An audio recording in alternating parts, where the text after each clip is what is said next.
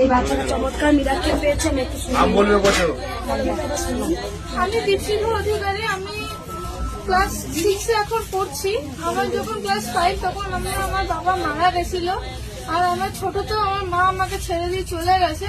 তো আমার স্কুলে আমি 2বার আমি স্কলারশিপ পেয়েছি, 92% মার্কস নিয়ে পাস করেছি। খুব ভালো নাম্বারে 5 থেকে 6 উঠেছি।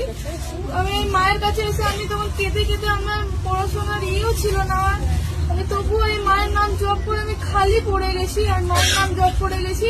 আর তাতে আমার খুব বড় আমার সাহায্য হয়েছে। মা আমার 1 বছর স্কলারশিপ পাইয়ে দিয়েছে। ক্লাস 6-এ আমি এখন পড়ছি, আর সামনেও আমার পরীক্ষা। আর আমি যতবার নাম জপ করেছি ততবারই আমার ভালো, সব মার্কস আমার ভালো হয়েছে।